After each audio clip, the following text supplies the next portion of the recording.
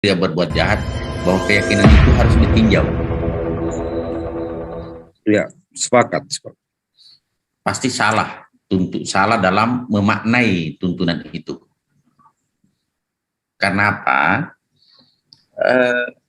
Allah atau Rasul atau Nabi atau apapun, kiai, itu selalu memerintahkan kita untuk wal takum minkum ummati yad'una ilahi wa ta'muruna bil ma'ruf wa yanhauna 'anil munkar ulaika humul muflihun. Hendaklah kamu sebagian daripada umat menyeru kepada kebaikan, mencegah kepada kemungkaran, karena itulah orang-orang yang beruntung. Jadi orang-orang yang selalu menganjurkan kepada keburukan itu rancalaka itu. Iya. Gitu. Dalilnya jelas, saudaraku. Jadi kita diseru untuk senantiasa berbuat baik dan senantiasa untuk mencegah kepada keburukan. Begitu dalilnya. Haleluya.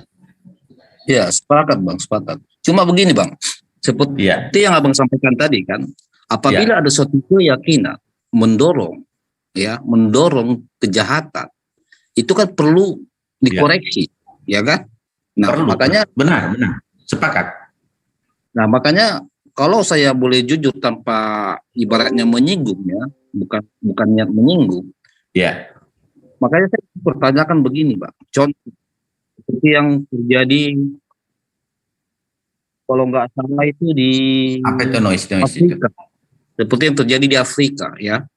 Nah, akibat dia membela suatu nama nabinya, dia melakukan tindak kejahatan membakar seorang manusia. Nah, kan berarti kita kalau sepakat, ini kan perlu dikoreksi. Kenapa terjadi dengan keyakinan yang seharusnya keyakinan dalam bertuhan itu menjaga segala perbuatan jahat. Makanya saya mengatakan tadi, sifat manusia memang ada baik dan buruk. Tetapi ketika keyakinan mendorong suatu keburukan, makanya ini perlu dipertanyakan. Gimana pendapat Abang? Oke. Di Afrika itu yang melakukan siapa? Umat Islam ya? Iya, umat Islam kepada non-Islam. Oke. Apa dia tidak dihina nabinya? Kalau saya dengar iya, dari grup WA lah, ada di grup WA mahasiswa itu. Karena adanya api, adanya asap, biasanya kena ada api, saudaraku. Ya, katakanlah begitu. Ya. Karena asap itu muncul karena adanya api. Jadi gini, disitulah perlunya adanya pemahaman makna daripada toleransi. Apa itu toleransi? Memahami orang lain sehingga juga kita bisa dipahami. Jadi bagaimana saya memahami haleluya dengan keyakinannya sehingga saya tidak menyeberang ke keyakinannya haleluya dan tidak juga mengganggu saya. Itulah toleransi. Iya. Nah, jadi gini, dalam Islam memang saudaraku lebih baik dihina saya, hinalah saya sehina-hinanya. Tetapi dalam pandangan Islam jangan hina Allah dan Rasulnya. Begitu pekas sekali itu saudaraku. Nah, itu haleluya perlu tahu bahwa umat Islam itu ada dalilnya begini. Kalau Rasulullah dan Allah dihina dan Al-Quran dihina, kau tidak bergerak hatimu pun sedikit, lebih baik kau ambil kain kapan, kau kubur dirimu hidup-hidup. Begitu kerasnya keyakinan itu memberikan kepada kita, sehingga lebih baik kau hina saya lah. Jangan hina Nabi sebagai contoh haleluya lah. Orang tuanya saja haleluya, misalnya ada orang tempelin di depannya haleluya atau berbicara kasar, Pak haleluya pasti turun tangan. Saya yakin. Gitu. Apalagi soal keyakinan saudaraku. Makanya begini, supaya kita hidup berdampingan secara damai, satu, umat Islam itu Al-Quran, yang kedua Rasulullah, yang ketiga Allah. Selain itu, silahkan. Begitu. Berarti bisa maknanya yang ingin Abang sampaikan, suatu kebaikan itu bisa ditempuh dengan kejahatan. Maksud, jangan. Kalau misalnya kau tidak hina saya, kan tidak berbuat apa-apa. Iya, makanya saya bilang tadi ya, suatu kebaikan itu ya, untuk mengambil suatu kebaikan melakukan tindakan kejahatan itu berarti menjadi sah. Abang sepakat enggak itu? Karena kita tadi kan bicara soal sifat kebaikan dan keburukan. Ya. Di luar dari ajaran, kan begitu. Ya, tadi kan ada penghinaan kan? Ada penghinaan kepada Rasulullah kan? Iya. Nah, itu sangat peka dengan keyakinan umat Islam. Iya, sepakat kita, Bang. Makanya saya coba ikuti cara pendapat Abang yang mana mengatakan tadi, apabila ada suatu keyakinan menjadikan suatu kejahatan, itu perlu dikoreksi. Nah, sekarang katakanlah seseorang menyinggung seorang nabi dan kemudian suatu nyawa atau darahnya dihalalkan. Apakah ini tidak patut untuk dikoreksi? Keyakinan itu, saudaraku, keyakinan itu sama dengan haleluya. Haleluya begini. Haleluya itu kan punya juga keyakinan. Jangankan keyakinannya, orang tuanya sajalah diperlakukan tidak adil, marah tidak? Kalau dari sisi keyakinan saya, Bang, poin kami itu ada. Bahkan musuh pun dikasihani. Kasihilah musuhmu. Itu konsep kami. Dalam dalam kondisi normal, saudaraku. Dalam kondisi normal itu juga kita punya keyakinan seperti itu. Misalnya orang tidak menghujat kita, tidak menghujat Rasulullah, tidak menghujat Allah, tidak menghujat Al-Quran. Bukan begitu. Bahwa siapa yang memusuhi haleluya tanpa haleluya berbuat salah kepada kita, maka tidak akan pernah bertemu dengan surga, akan dihajar Rasulullah menjadi musuhnya di hari besarnya itu, bahayanya itu kita umat Islam. Misalnya gini, saudaraku, haleluya itu hidup berdampingan dengan damai secara Islam. Tidak pernah satu kali pun menghujat Rasulullah, Al-Quran, dan Allah. Tiba-tiba ada orang muslim memperlakukan haleluya dengan tidak benar, maka Rasulullah menjadi musuhnya nanti di hari kiamat. Apa orang itu akan selamat? Tidak selamat. Begitu kerasnya juga peringatan bagi orang-orang yang baik, orang-orang yang berdampingan dengan damai dengan kita. Kita tidak boleh memusuhi, apalagi membunuh orang itu. Bau surga pun tidak akan pernah dicium. Sudah pasti Allah mengatakan dia akan menjadi penduduk neraka, membunuh orang di luar keyakinannya tanpa ada satu kesalahan. Tidak boleh. Maksud saya gini, Bang. Ya. Jangankan kita dulu bicara tentang ketuhanan ya. Kalau kita bicara tentang pemerintahan saja, pemerintahan tidak pernah mengizinkan ya nyawa dibalas nyawa atau maling harus dimatikan. Nah, kalau kita kembali ke inti soal bertuhan, saya rasa kita tidak mungkin lebih mulia, kita tidak mungkin lebih baik dari Tuhan. Benar. Kalau kita mengarah kepada konsep ketuhanan. Makanya tadi saya sangat sepakat tadi ketika Abang mengatakan jika ada suatu keyakinan, ya karena di luar konsep keyakinan saja pun manusia ingin berbuat baik, ya kan? Ya. Nah, kemudian kita mengenal konsep keyakinan yaitu katakanlah beragama untuk mengenal Tuhan. Setidaknya kita harus lebih ya 10 kali lipat kebaikan itu terjaga karena kita mengenal Tuhan dan tidak akan mungkin tega untuk menghabisi nyawa seseorang apalagi menyangkut tentang ketuhanan. Benar. Jadi koreksi, sepakat enggak Abang mengkoreksi seperti apa yang telah Abang sampaikan tadi? Nah, bagaimana umat-umat yang menghina Rasulullah di sana di Afrika itu? Apa perbuatannya disingkan? Kan gitu. Apakah dalam keyakinan yang dibunuh itu ada suatu izin untuk menghina keyakinan orang lain? Kan gitu. Kan tuntunan itu juga harus dikoreksi, saudaraku. Ya betul, Bang. Tuntunannya iya, makanya kan ada setiap negara itu kan ada hukumnya. katakanlah seperti di Indonesia, ya kan? Berarti kan semua ada peraturannya. Tetapi yang menjadi, ya kita kembali ke topik tadi.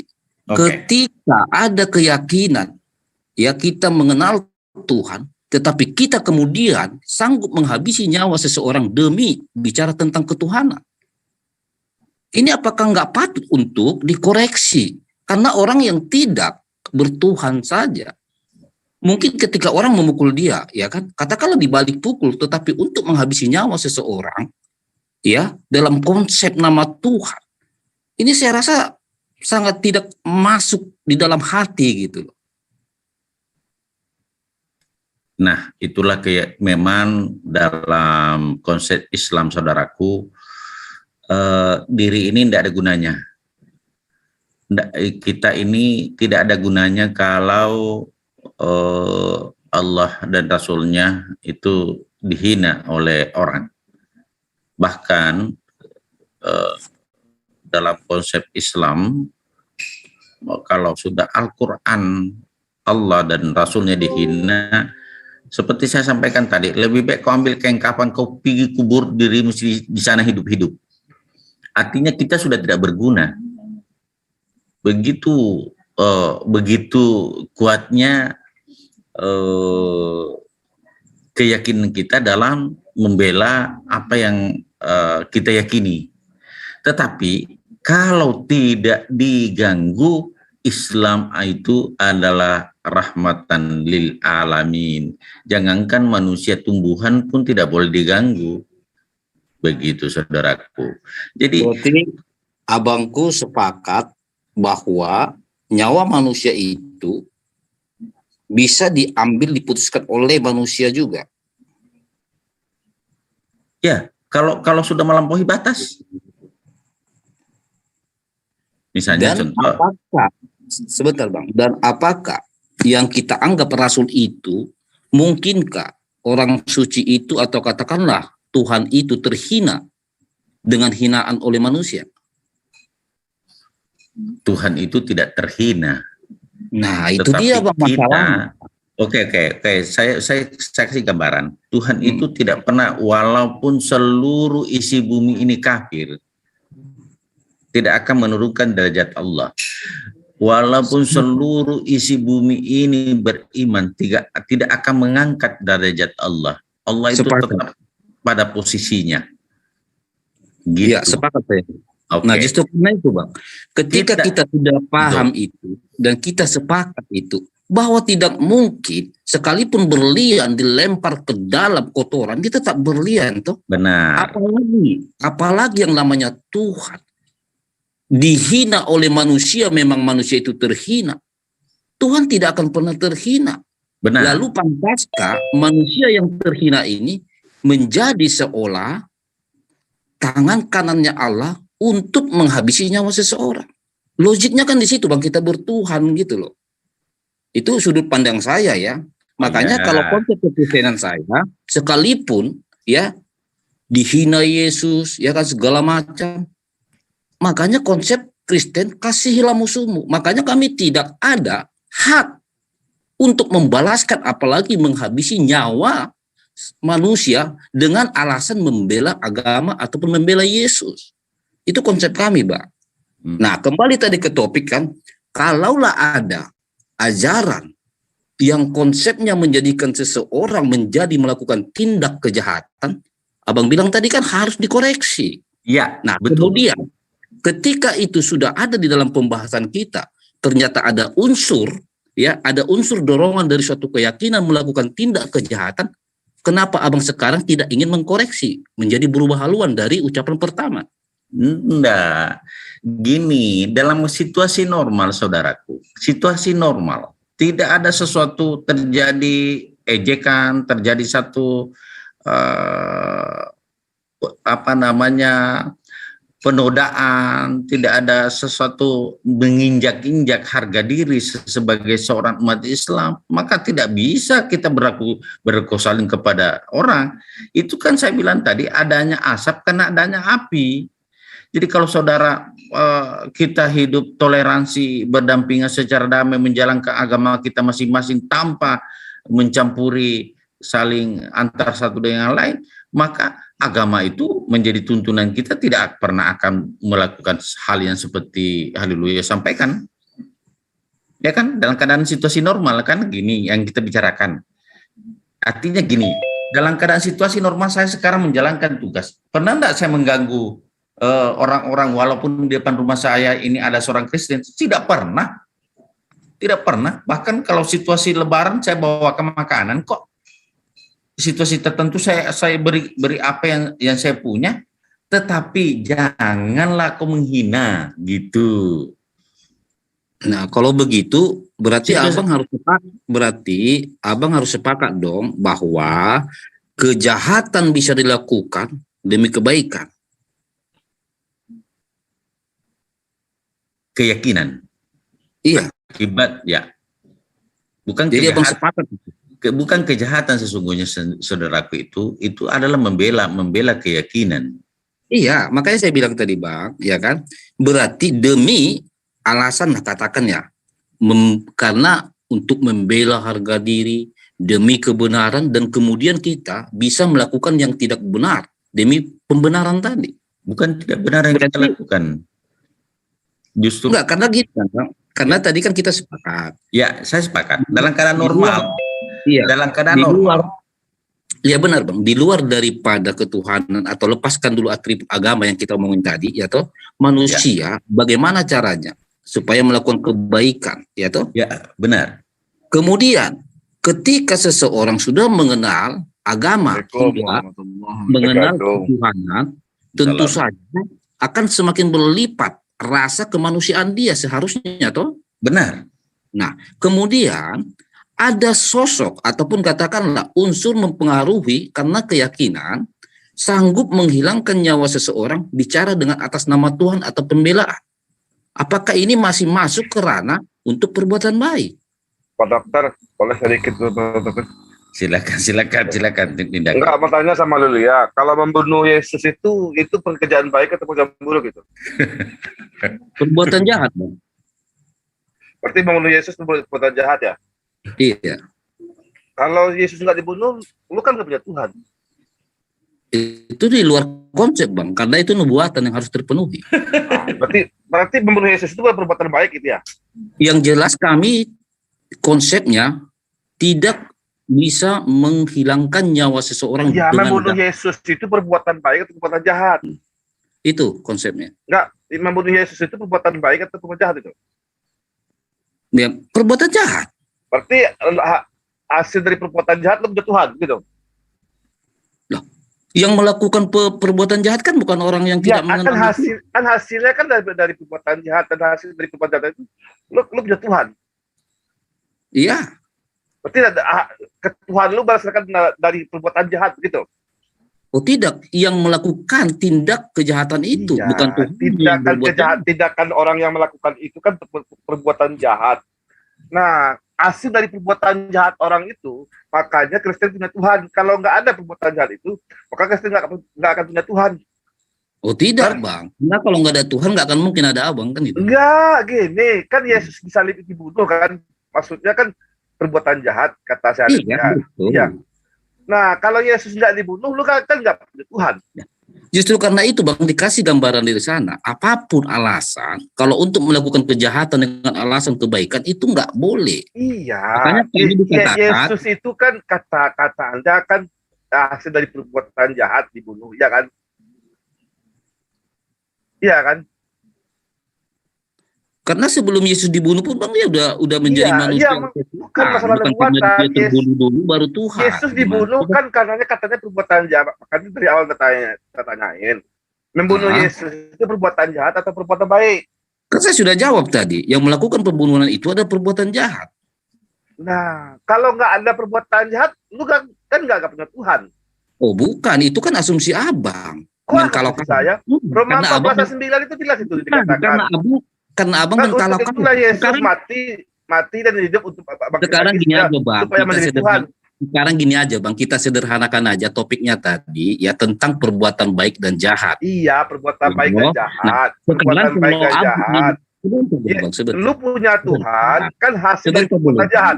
Sebentar, sekarang kita bicara konsep ketuhanan aja Bang. Konsepnya antara kejahatan dan kebaikan, ya toh? Iya, Nah, kalau konsepnya perbuatan jahat dan baik, pembunuhan manusia kan.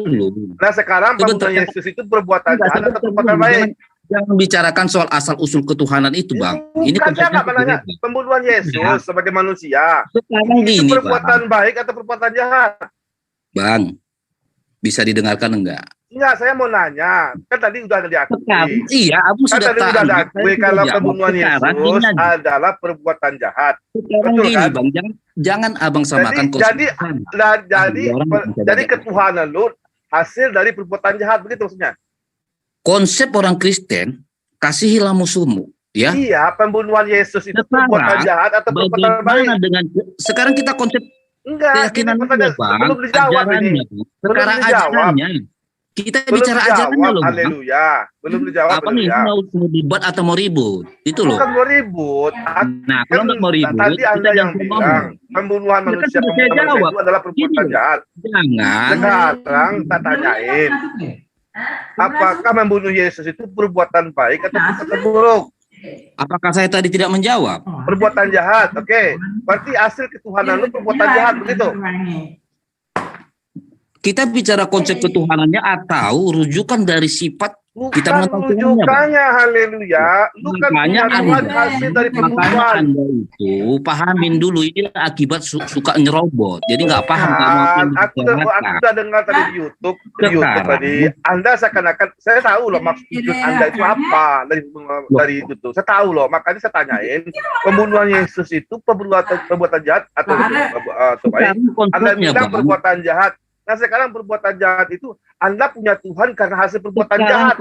Bang, konsep ajarannya. Iya, ajaran membunuh Yesus itu ajaran tidak baik. Ada ajaran Yesus menyuruh kami membunuh hingga menjadi suatu perbuatan baik. Ajaran membunuh Yesus itu perbuatan baik. Ada banyak perintah Yesus membunuh. Belajar lagi. Konsepnya ajarannya sekarang ini kan bicara tentang perbuatan jahat dan perbuatan baik. Iya, Lukas 19:27 Lukas 19:27 itu Yesus mengajarkan membunuh. Sekarang kita tanya dari awal. Kita tadi tidak bicara ayat, kita ini bicara konsep. Sekarang gini, pembunuhan Tuhan lu itu hasil perbuatan jahat. Jadi lu sendiri mengakui kalau lu menuhankan Yesus karena hasil perbuatan jahat, begitu kan? Bukan hasil perbuatan jahat, si pelaku itu yang tadi mengakui. Haleluya, gimana sih? Anda jangan coba gara-gara Anda terjebak dengan ucapan saudara. Anda ingin pembunuhan diri. Ya kan? Anda terjebak karena tadi bicara sisi kebaikan. Anda yang terjebak. Orang kita mengenal agama saja memiliki sisi kebaikan. Kalau mengenal keagamaan, kalau mengenal keagamaan, sudah otomatis kita akan lebih mengasihi manusia. Ini yang kami diskusikan tadi dengan abang itu. Kemudian Anda masuk, kemudian sok pintar sehingga Anda nggak paham apa yang dibicarakan. Anda melebar.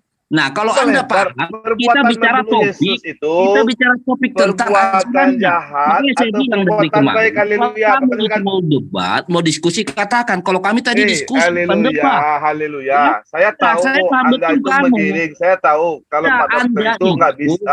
Menutupi kenyataan. Sementara saudara kamu, kalau saya nggak bisa. Saudaramu lebih fair. Kami bicara nyata dengan apa yang terjadi. Beda dengan Anda datang ingin berdebat, kami berdiskusi. Kalau Anda ingin berdebat dengan saya, tentukan jadwalnya, gitu loh. Pertanyaan gini, bagaimana ini? Kita masih lanjut enggak, Bang? Kenapa tadi? Saya lagi nggak mau debat, ya. Saya nggak mau lagi debat. Saya itu hanya menuhankan Yesus dengan apa yang coba diutarakan oleh Bang Husema Rahman, ya. Jadi kalau Anda sebenarnya nggak tahu apa-apa tapi nimbrung sehingga melebar kemana-mana. Saya tahu tujuan arah pembicaraan. Anda langsung khawatir ketika kenyataan itu terbuka. Anda harus fair seperti Abang Rahmat tadi. Sah-sah saja gitu loh. Nggak perlu harus ini ayat begini. Kita bukan model. Kenapa kejang-kejang lu Saya nanya, jangan kejang-kejang. Ketika apa? Saya cuma ketika saudaramu betul-betul secara baik-baik apa adanya. Kita asik-asik aja gitu loh. Haleluya, saya mau nanya. Saya tahu tujuan Anda itu apa tadi. Tujuan kami di sini relax sama Abang Husema. Kami relax di sini sama Abang Yesus hasil perbuatan jahat atau perbuatan baik. Anda terusik dengan apa yang kami diskusikan secara baik dan sangat sehat. Gua tahu Ya, sifat haleluya. Makanya gua tanya. Iya, ini makanya kamu itu. Lu menuhankan Kamu Yesus itu terlalu perbuatan sujon. jahat atau perbuatan Kamu baik. itu diajari husnu sujon, bukan sujon. Ya, kau pahamin itu. Ya, kami ini diskusi sama Abang pertanyaan gua gampang loh, haleluya. Tanpa bicara tentang ayat. Yesus, hasil pembunuhan itu perbuatan jahat atau perbuatan baik. Kami berbicara tanpa ayat, tanpa apa. Kami bicara yang real saja. Anda datang, mungkin Anda terasa sangat terguncang dengan kenyataan. Iya, karena memang topiknya sangat melukai hatimu. Padahal sebenarnya nggak melukai hatimu. Kita di sini kan sesuai keyakinanmu. Tidak ada masalah pemaksaan. Kita di sini bicara yang nyata. Kenapa Anda terguncang? Itu loh. Yang terguncang itu loh. Nah, mulai kan? Mulai satu-satu nanti. Bagaimana si Haleluya udah mengakui kalau dia menuhankan Yesus hasil perbuatan jahat. Jadi ada seseorang ketika saudaranya bicara sesuai fakta real, berbicara secara profesional, tiba-tiba datang orang terguncang, padahal kita bicara biasa-biasa aja. Gak ada yang terguncang, gue cuma nanya sama lo. Terus kamu datang tiba-tiba. Gak ada yang terguncang, haleluya. Gak ada yang terguncang, gue cuma nanya sama lo. Kalau kamu nggak terguncang, kita bicara yang lain. Gelunda. Saya tengahi, boleh ambil tengahnya, boleh nggak? Ya, silakan Dinda, Jangan tiba-tiba kami itu merasa terguncang. Oke, dulu ya dengar sebentar supaya. Enggak segini Bang, ini juga Bang Osema gini juga, Anda juga. Diam. Orang yang saya anggap kalau kita diskusi, ya meskipun saudaramu sudah lari daripada topik, artinya kamu rem, ya. Karena saya itu nggak mau berdebat loh Bang Rahmat. Kita itu kan diskusinya. Oke, sepakat. Kita tidak berdebat bahwa ada pembakaran di Afrika karena menghujat kita bicara yang real tadi. Tadi kan gini, intinya gini, ada orang dibakar di Afrika karena menghujat Rasulullah, Allah dan Al-Quran, membakar Al-Quran sehingga memancing amarah umat Islam. Apakah itu merupakan satu hal yang wajar apa tidak begitu Bang? Begitu Dinda. Mohon pencerahan. Gini loh Pak Dokter, karena ajaran kasihnya Kristen, makanya ada hari pembakaran Al-Quran. Kalau di Islam nggak ada pembakaran Al-Quran. Maksud saya makanya tadi saya bilang adanya asap karena adanya api gitu. Nah sekarang di Islam nggak ada hari pembakaran Bible, nggak ada. Yang di Kristen yang ada hari pembakaran Al-Quran ada tuh hari itu. Itu ajaran kasih yang diajarkan oleh Bible kepada Oke, silakan Dinda memberikan. Silakan. Ya, baik. Jadi kalau kita melihat apa yang terjadi, fenomena yang terjadi tentang pembakaran ayat suci Al-Quran.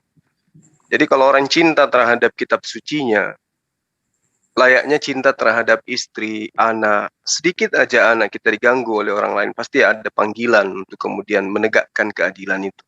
Sama ketika kita cinta terhadap kitab suci kita, maka ketika ada orang yang membakarnya, maka hati kita akan tersakiti gitu. Apalagi kalau Tuhan dibunuh oleh orang lain kan. Nah, di sini faktanya kemudian adalah teman-teman Kristen ini bukan pengikut Yesus, sehingga mereka selalu mengedepankan. Nah, ini kita debat atau diskusi, Juma. Ini jangan itulah kemudian tunggu sabar.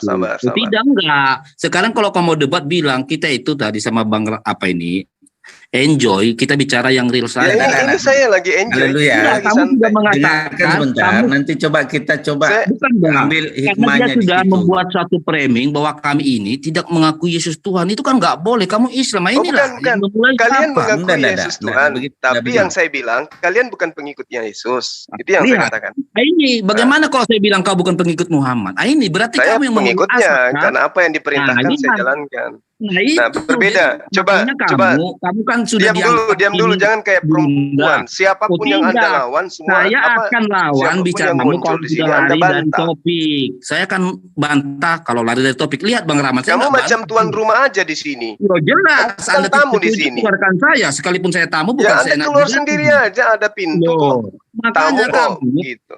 Kamu jangan seperti itu dong. Kalau pengikutnya Yesus itu akan menjalankan perintah Yesus. Contoh Markus 16 nomor 16.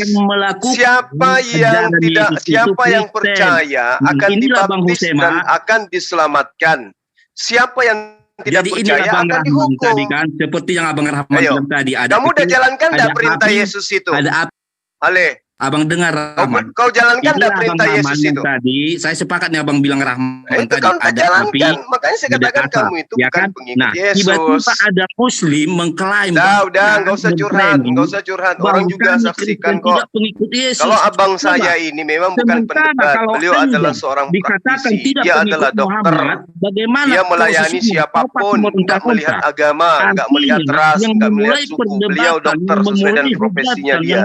Beliau orang arif bijak, itu sudah tuntutan daripada profesi. Jangan samakan dengan kami. Kami ini adalah penegak kebenaran. Paham? Sekarang saya tanya samamu, Bang Hale, saya tanya, kalau kau pengikut Yesus, kenapa kamu tidak jalankan Markus 16 nomor 16? Siapa yang tidak mau menjadi Kristen dihukum? Enggak, saya tanya samamu. Kenapa kalau kau pengikut Yesus, kenapa tidak kau hukum orang-orang yang tidak mau menjadi Kristen? Perintah Yesus itu apa?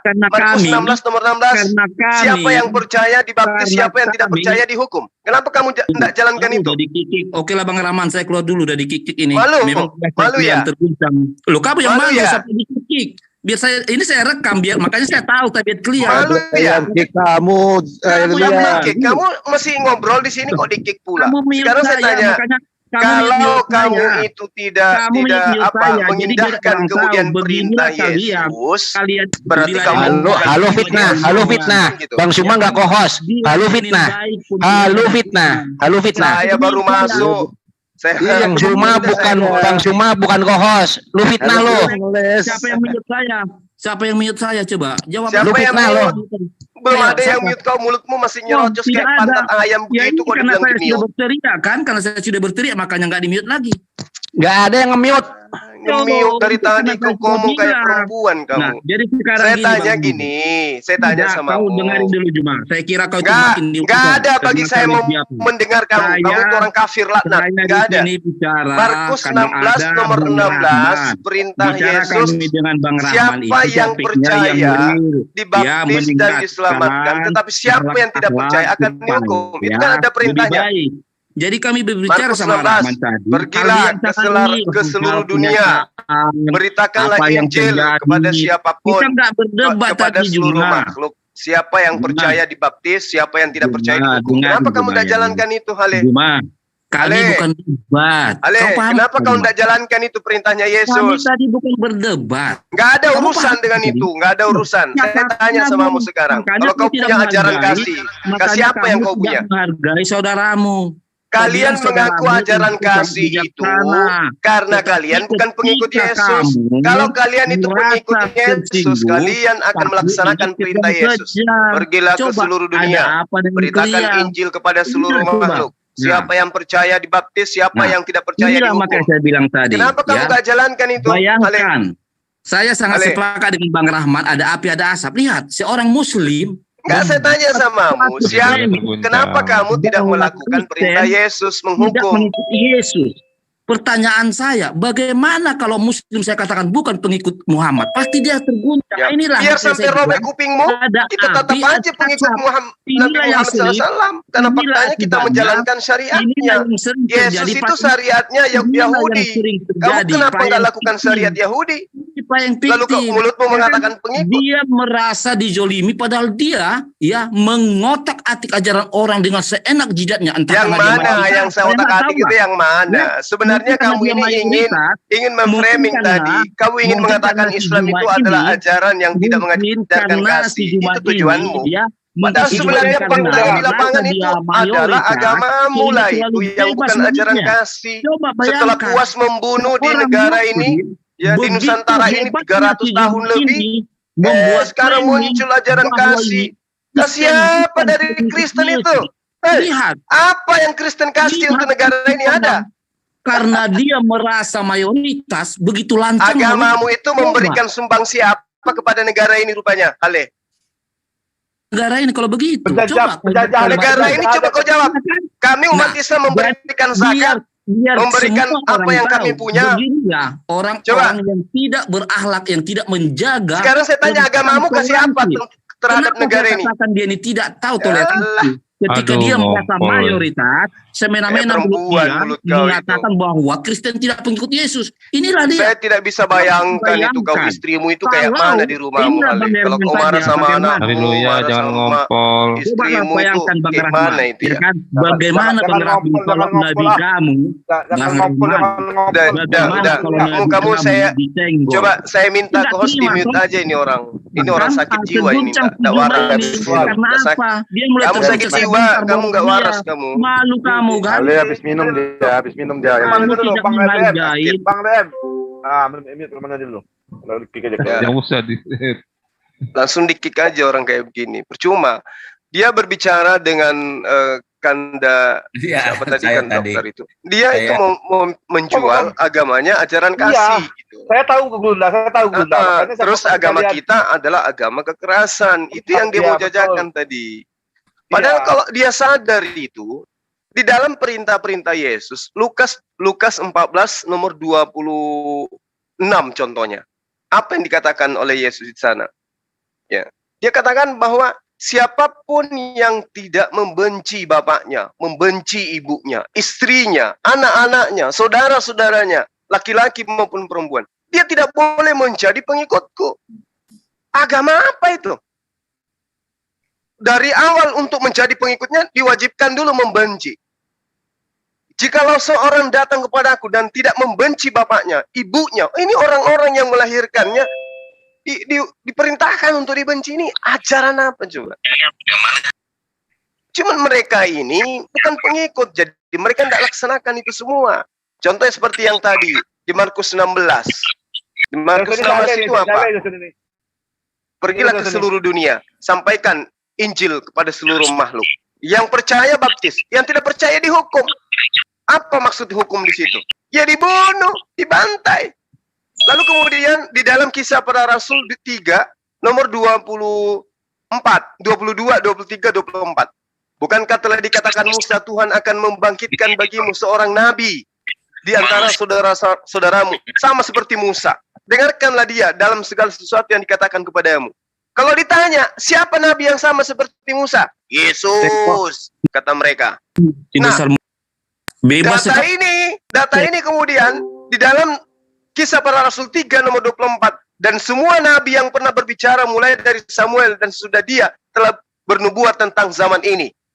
Kamulah yang mewarisi nubuatan itu dan mendapat bagian dalam perjanjian yang telah diadakan Allah dengan nenek moyang kita ketika ia berfirman kepada Abraham, oleh keturunanmu semua bangsa di muka bumi akan diberkati.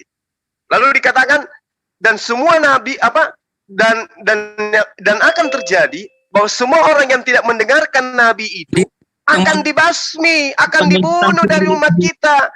Ini nabi siapa? Nabi Yesus katanya. Tapi kalau di giliran dibacakan nomor 23-nya, dan akan terjadi bahwa semua orang yang tidak mendengarkan nabi itu akan dibasmi. Jadi siapa yang tidak mendengarkan Yesus akan dibasmi. Ini perintah, ini nubuatan. Ya, giliran enak-enak yang sama seperti Musa siapa? Yesus. Padahal nubuatan nabi yang sama seperti Musa itu adalah dan akan terjadi bahwa semua orang yang tidak mendengarkan nabi itu akan dibasmi dari umat kita. Artinya bahwa kalau kalian itu mengaku sebagai pengikut Yesus, orang-orang yang tidak percaya kepada kenabian Yesus harusnya kalian basmi. Itu perintah, itu nubuatan. Makanya belajar, jangan asal imani saja. Lalu kemudian di dalam 2 Tawarik 36 nomor 16. Tapi mereka mengolok-olok utusan-utusan Allah itu, menghina segala firman-Nya dan mengejek nabi-nabinya. Oleh sebab itu murka Tuhan bangkit terhadap umatnya, sehingga tidak mungkin lagi pemulihan. Jadi orang yang mengolok-olok nabi, ya Tuhan yang akan murka kepada mereka. Jadi percuma kalian mengatakan kami ajaran kasih, ajaran kasih. Ini kalau saya minta ya kepada teman-teman Kristen, tolong dong tunjukkan kepada kita umat Islam satu aja ajaran kasih yang dimiliki oleh orang Kristen yang tidak dimiliki oleh umat Islam. Satu aja. Ajaran kasih yang mana itu? Yang dimiliki oleh Kristen dan kita tidak miliki. Tak ada. Bahkan di dalam Al-Quran kita ada satu surah yang membahas tentang kasih. Namanya aja surat kasih sayang. Ar-Rahman. Mana ada di tempat dia surat kasih sayang, nggak ada. Kasih juga cuman perintahnya 2 kali muncul di kitab mereka. Kasihilah musuhmu. Dan itu pun tidak bisa dipraktekkan. Kalau umat Islam tidak diperintahkan mengasihi musuh. Kan umat Islam nggak punya musuh. Yang ada orang luar yang memusuhi Islam. Tapi Islam nggak pernah memusuhi siapapun. Anda boleh kafir, Anda boleh kufur, Anda boleh murtad. Tapi kami tetap mengasihi Anda. Tapi giliran agama kami, Tuhan kami, kitab kami, nabi kami yang dilecehkan, di situ nyawa kami pertaruhkan. Tidak berbeda dengan kalian. Semakin dinistakan Tuhan kalian, semakin kalian tertawa. Semakin Tuhan kalian itu terkutuk, dikutuk oleh manusia, kalian semakin tepuk tangan. Beda memang. Tuhan kalian dibunuh, kalian berpesta pora. Nggak beda dengan kami. Kami nggak mungkin bisa seperti itu. Jadi kalau misalnya ada framing yang dilakukan terhadap dialog dengan kanda kita, seorang praktisi, dokter yang begitu mumpuni dalam bidangnya, lalu kemudian ikut dalam debat agama, mencoba untuk memberikan edukasi terhadap dua umat.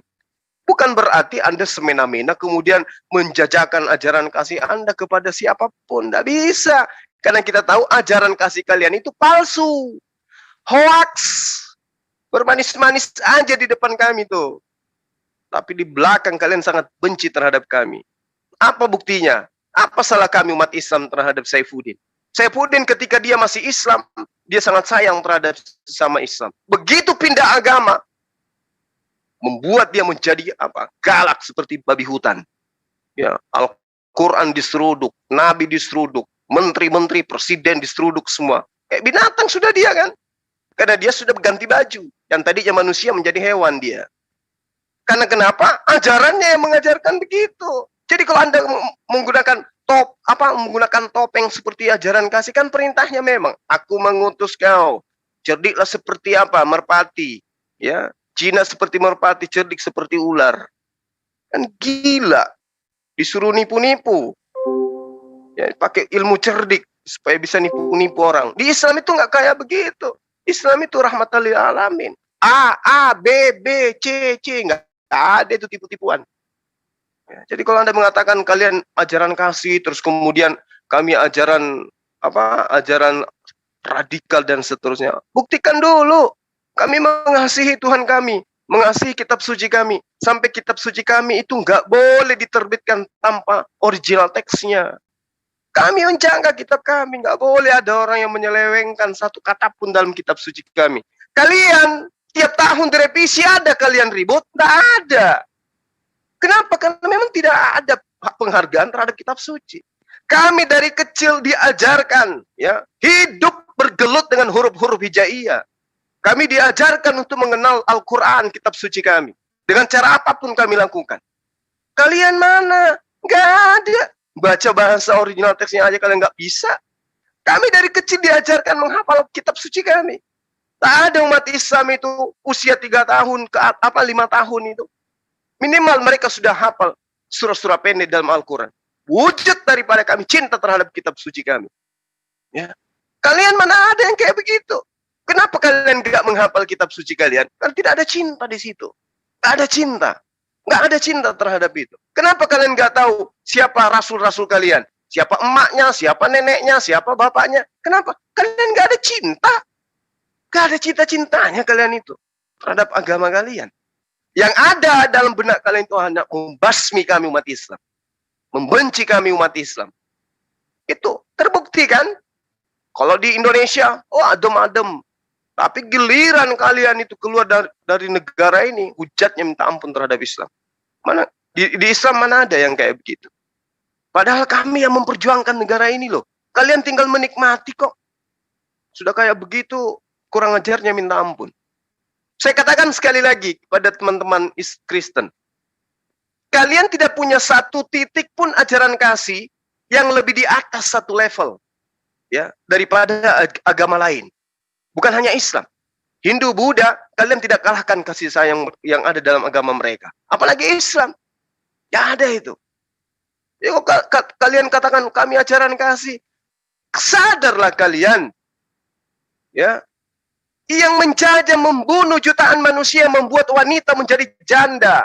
anak-anak menjadi yatim piatu. Itu adalah mereka yang juga menganut ajaran kasih sama seperti kalian. Mulutnya selalu mengumbar kasih sayang. Tapi apa faktanya? Menjajah, apa salah negara ini? Anda mengatakan mereka menjajah bukan atas nama agama. Terus kapan boleh dikatakan membawa agama? Kapan kalian bisa bawa agama? Tidak ada kan? Bahkan kalian nyata-nyata dikatakan agama Kristen pun kalian tidak mengakui bahwa agama Kristen itu adalah agama. Kalian menuhankan Yesus pun kalian tidak mau mengakui bahwa Yesus itu membawa agama. Saking tidak maunya, saking tidak pedenya terhadap agama kalian. Ya. Nyata-nyata penjajahannya setiap hari Sabat, setiap hari Minggu, masuk di rumah ibadah gereja mereka. Nyata-nyata mereka menjajah, mendirikan gereja di mana-mana sambil membunuh di mana-mana. Kalian katakan itu bukan agama. Hei, kalian beragama Kristen itu tanya dulu. Dari mana asal-usulnya gelombang Kristen masuk ke negara ini? Pahami itu dulu. Jangan kau katakan ajaran kasih. Seakan-akan kalian habis membunuh gitu, cuci tangan, habis itu jalan dengan santainya. Seakan-akan tidak punya dosa. Sejarah nggak bisa dibohongi, kawan. Ajaran kasih, sikit-sikit ajaran kasih. Islam ajaran yang yang radikal. Dikatakan, oh berarti dihalalkan membunuh demi kebaikan agama. Nenekmu kiper, mana ada kayak begitu? Bukan karena kebaikan agamanya, tetapi orang yang melakukan sesuatu kejahatan kudu harus dibalas dengan kekerasan, dibalas dengan hal yang setimpal. Kalau dia melakukan kekerasan, harus dilakukan hal yang setimpal. Tapi ada prinsip di dalam Islam, tidak serta-merta dilakukan gitu. Hukum qisas ada di dalam kitabnya Bani Israel. Imamat 24. Lengkap ayatnya, lengkap datanya di situ di Imamat 24. Baca. Ya, supaya kamu sadar. Waalaikumsalam warahmatullahi wabarakatuh. Jadi gitu ya sahabat-sahabat sekalian, si ahli ini mau menjajakan agamanya. Apa yang mau kau jajakan dari agama kau itu? Dari konsep Tuhannya aja. Meninggalkan akal dan logika. Apanya? Gak ada yang bisa dibanggakan. Kitab sucinya. Apanya? Coba tinggal ada. Jadi jangan bawa-bawa materi yang kemudian nantinya akan bikin malu kamu sendiri. Karena di sini nih banyak yang lebih paham Bible daripada kalian. Yesus mengajarkan pembunuhan.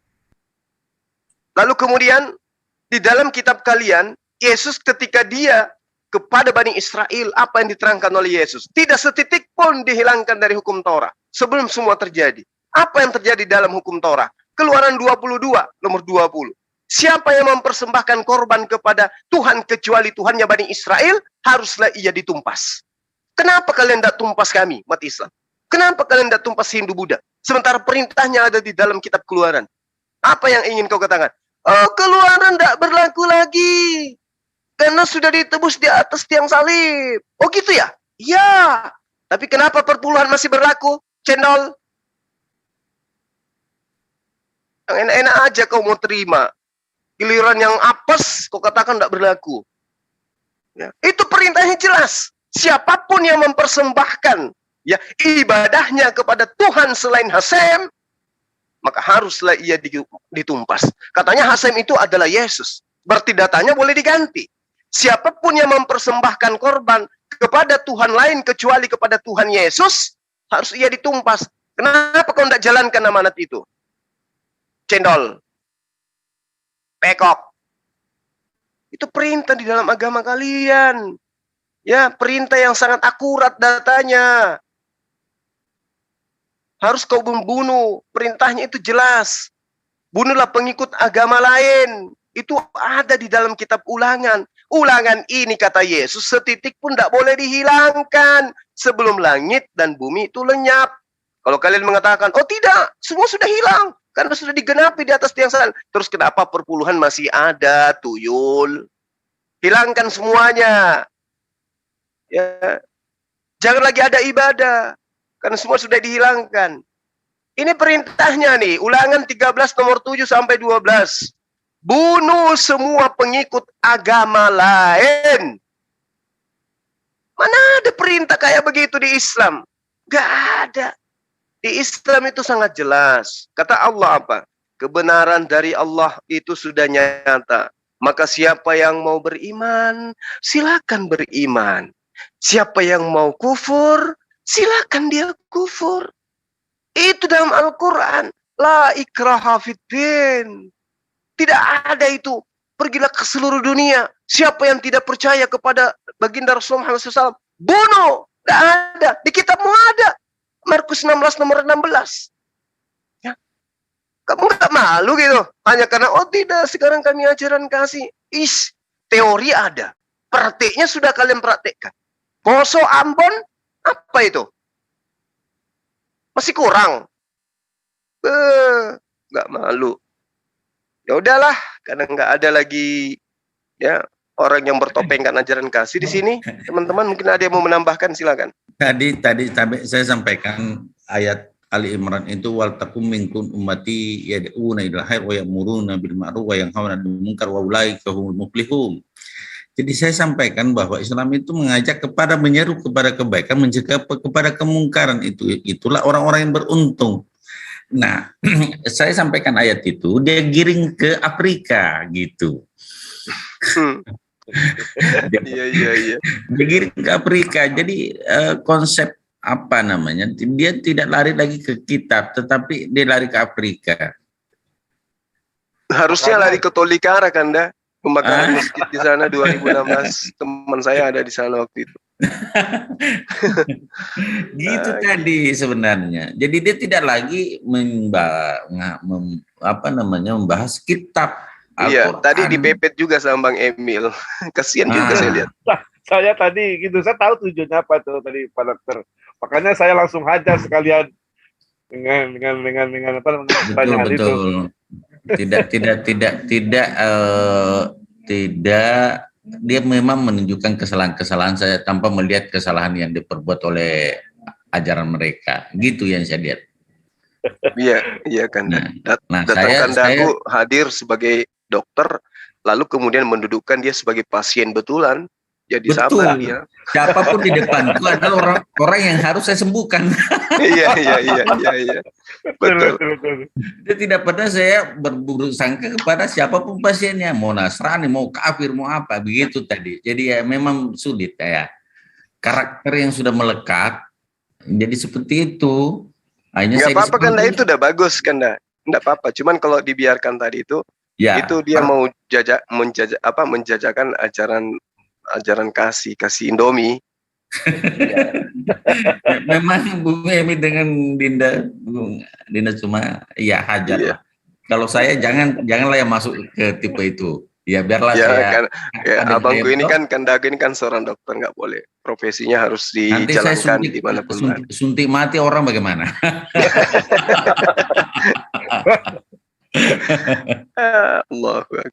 Allahu Akbar. Biarlah kami yang jadi pembasmi hamanya, biar kami aja Pak Dokter. Ya. Saya memang debat santun. Artinya saya sulit kayaknya, bagaimana ya? Mungkin karakter 30 tahun jadi dokter susah untuk dihilangkan. Dokter orangnya lembut dalam penyampaian. Dokter memang harus kayak begitu. Betul. Makanya saya gini loh Guru, pas saya lihat Pak Dokter lagi, maksudnya udah mulai terdesak, gimana ya? Terdesak sama si kapten satu tadi itu, makanya saya langsung masuk biar langsung saya hajar gitu tadi itu. Iya, kepepet tadi dia. Ini cinta Rasul hale nih. Katakan hukum kasih, tapi di pembunuhan di Makassar besar-besaran itu gimana ceritanya? Terus di NTT di tahun 2001 itu baru di Poso itu saudaraku, waktu satu pesantren itu tidak ada satu hidup. Iya. Kejadian Poso itu Muhammad nauzubillah karena kita diserang duluan tanpa ada satu persiapan, umat Islam di sana dibantai. Pesantren Wali Songo ya, Pak Dokter ya? Iya, itu Wali Songo habis.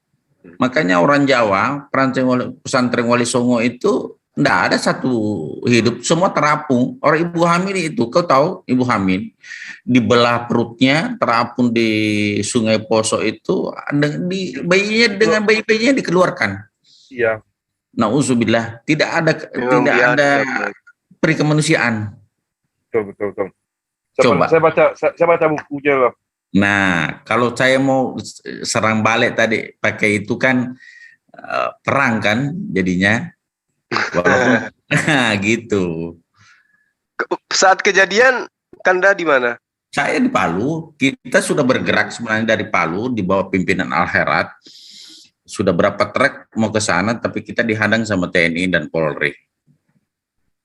Jadi enggak sempat masuk, enggak bisa masuk. Kita tujuannya sudah untuk jadi tim dokter. Iya. Bagaimana menyelamatkan saudara-saudara kita yang masih terjepit di sana. Ya. Jadi saya dan membawa pulang saudara-saudara kita yang misalnya ada yang banyak pindah ke Palu. Dokter-dokternya kan juga banyak yang bermasalah, kasihan. Dokter-dokter Muslim juga berbahaya di sana. Jadi kita pergi cari teman-teman dokter untuk dikembalikan ke Palu. Nah, nanti di belakang, ya saya tidak tahu lah, mungkin ada kasihan yang dibunuh mamanya di depannya, itulah yang mungkin sakit hati sampai rasa sakitnya itulah yang mungkin yang muncul satu-satu di Poso. Artinya gini, secara manusiawi kan, dibunuh mamanya di depannya, aduh, orang tuanya dibunuh dua di depannya, gitu. Begitu kejadiannya di Poso. Nggak ada rasa kemanusiaannya. Coba lihat. Nggak ada, karena di dalam kitabnya ada itu, Bang. Jangan kau biarkan bernapas apapun juga. Itu ada dalam kitab yang mereka pegang. Iya, betul. Ada begitu perintah. Dia mayoritas. Coba lihat di Ambon.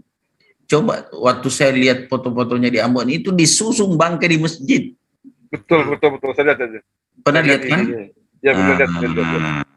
Jadi artinya kalau kita lihat ini satu kejadian di Afrika dengan 1000 kejadian di Poso dan Ambon itu tidak seimbang, kan gitu. Iya. Nah, bagaimana? Cuma kan kita tadi dalam posisi ya maklum. Pak dokter menjelaskan secara lemah lembut. Ini karakternya Pak dokter ya. Kalau saya sih sama kan guru saya kan guru Lazima. Saya kalau saya nampak bola tanggung, saya hajar. Saya penjaga gawang. Kalau Bang Suba dengan Bung Emil ini penyerang tengah. Pak dokter, saya dengerin Pak dokter tadi tuh gregetan, tapi datang Bang Emil ya sudah. Cuman Bang Emil ini apa tadi harusnya dikejar ini loh Bang Emil, dibalik kata-katanya, dibalik sedikit kata-katanya. Waktu itu kan nubuatan ya, kalau Yesus itu harusnya mati gitu kan. Nah, di situ jangan nyimpulkan dulu, hampir terjebak, sebenarnya hampir terjebak sendiri itu. Haleluya. Sebenarnya udah kejebak tadi tuh Bang, udah ketahuan dia kepepet tadi. Cuman mengelaknya masih bisa yang tadi Bang Zuma. Iya. Kepepet karena apa? Nah, Bang Emil sendiri kadang-kadang kalau sudah memiliki senjata ampuh kayak gitu, nyampaikannya kurang tenang. Iya, kalau betul, Bang Zuma tadi betul. Bang Zuma, wah udah habis itu. Saya kan lagi tetap belajar. Terlalu semangat gitu. Ya betul. Semangat saya. Terlalu lagi semangat. Ambon itu Kanda, Ambon waktu itu kebetulan ada kakak yang tugas di sana, jadi saya tahu persis. Ada yang kebetulan dari pihak kepolisian sana, tahu persis saya. Nah waktu itu juga saya kan angkatan 98. Iya. Jadi memang tahu persis kejadian Ambon kemarin. Betul. Sadisnya minta ampun. Saya ketemu salah satu anggota dewan dari Ambon di Jakarta. Saya sempat tanya, kebetulan dia Muslim dari selatan. Itu perjalanan ke daerah yang terjadi rusuh itu kan 1 hari perjalanan. Karena di pulau-pulau rupanya. Jadi bala bantuan itu lambat. jadi dihabisi karena dia minoritas. Nah, itulah kita saudaraku, bahwa pada saat kita minoritas dalam satu daerah harus hati-hati. Iya, betul. Nah, kita di Palu ini alhamdulillah kalau masalah ini kita 70-30 lah. Masih beruntung kita ini negara berlandaskan Pancasila ya. Mungkin kalau nggak berlandas Pancasila, ya setelah itu pasti ada peristiwa yang sebab akibat itu Pak Dokter. Benar. Sebab akibat. Karena kenapa? Kalau turun sudah dari Palu, itu dari Sulawesi Selatan di Bendung di perbatasannya Poso. Karena turun ratusan trek dari Sulawesi Selatan. Coba bayangkan itu. Berapa lapis ini, Kanda? Berapa lapis benteng dari pihak kepolisian untuk menghalangi pasukan dari Sulawesi Selatan? Dari Sulawesi Selatan itu masuk atau berapa ratus trek? Iya, ditahan. Kalau masuk Sulawesi Selatan, rata tanah Poso itu tidak ada satu yang kumannya, biar kuman juga habis. Iya. Nah, itulah persatuan Islam. Jangan ganggu. Saya bilang gini, jangan diganggu. Dalam posisi normal, kita tidak akan mengganggu Anda. Tapi pada saat kita diganggu, ya sudah. Jihad kan. Masalahnya agama merintahkan untuk melindungi kalian gitu. Ya. Tapi giliran kalian yang sedang dilindungi ini belagu melakukan sesuatu tindakan yang sudah melampaui batas, ya dilumatlah kalian, habislah kalian. Begitu. Saya bilang begitu.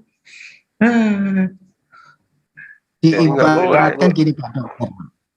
Banser saja sanggup mengorbankan nyawanya di gereja, tapi saat orang itu sanggup mengorbankan nyawanya di gereja, sesudah itu dia sanggup membunuh keluarga yang berkorban di gereja itu. Ibaratnya seperti itu. Iya. Jadinya kan kita mau korban sama orang lain pun malah yang kita korbankan, kita berani korban itu malah mengganggu keluarga kita, kan malah lucu itu.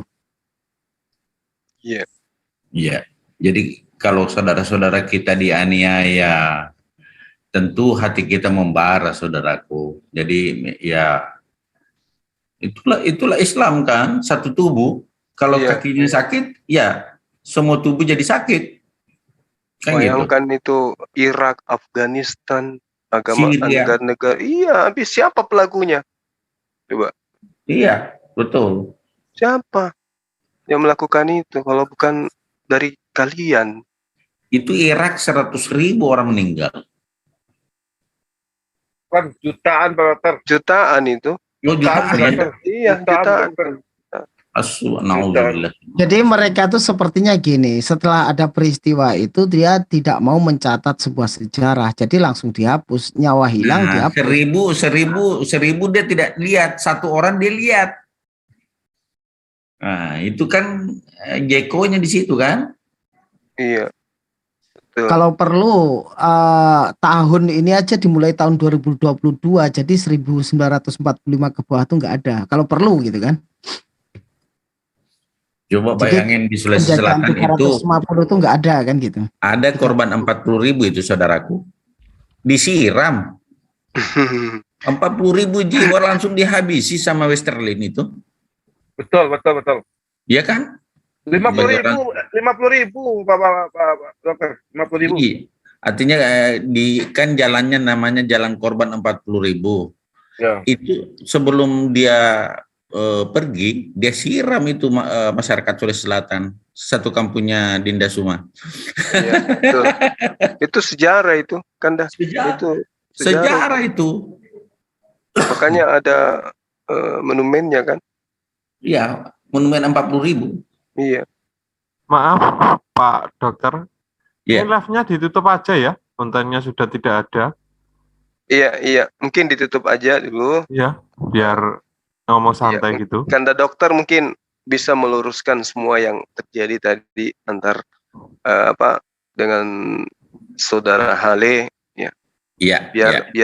Biar semua yang live ini ditutup dulu, Kanda. Silakan. Oke, makasih. Assalamualaikum warahmatullahi wabarakatuh. Tadi saya berbicara dengan praktisi Kristen dalam kondisi tatanan normal. Sehingga bahwa dalam Islam itu jelas ayatnya bahwa kita menganjurkan untuk berbuat kebajikan dan mencegah kepada kemungkaran, dan itulah orang-orang yang beruntung. Seperti itulah kaidah dalam Islam. Tetapi, dan saya tambahkan juga bahwa Rasulullah melarang kita untuk melakukan suatu perbuatan di luar Islam selama orang itu mau hidup berdampingan dengan damai dengan kita, toleransinya cukup bagus. Artinya kita ini sebagai umat Islam adalah umat Islam ya, orang yang toleransi, orang yang damai, sehingga kita bahkan Rasulullah mengharapkan bahwa tidak boleh kita melakukan sesuatu perbuatan selama orang itu tidak mengganggu kita. Nah, seperti itulah tadi, sehingga pada malam hari ini kita memberikan suatu suatu pernyataan bahwa Islam itu damai, Islam itu kasih, Islam itu sangat-sangat membenci namanya kekerasan. Nah, seperti itulah pandangan Islam dalam kehidupan kita berbangsa dan bernegara, sehingga insya Allah kalau Islam itu kita sama-sama menjalankan agama kita sesuai dengan koridor, Islam itu tidak akan pernah menjadi satu agama yang memberikan kekerasan kepada orang lain. Nah, seperti itu. Sehingga insya Allah semoga di negara Kesatuan Republik Indonesia ini toleransi kita bisa berjalan, dan umat Islam jangan framing bahwa akan membuat suatu kekerasan. Demikian barangkali yang saya sampaikan. Terima kasih atas perhatiannya. Mohon maaf jika ada kurang berkenan. Wabillahi taufiq wal hidayah. Wassalamualaikum warahmatullahi wabarakatuh.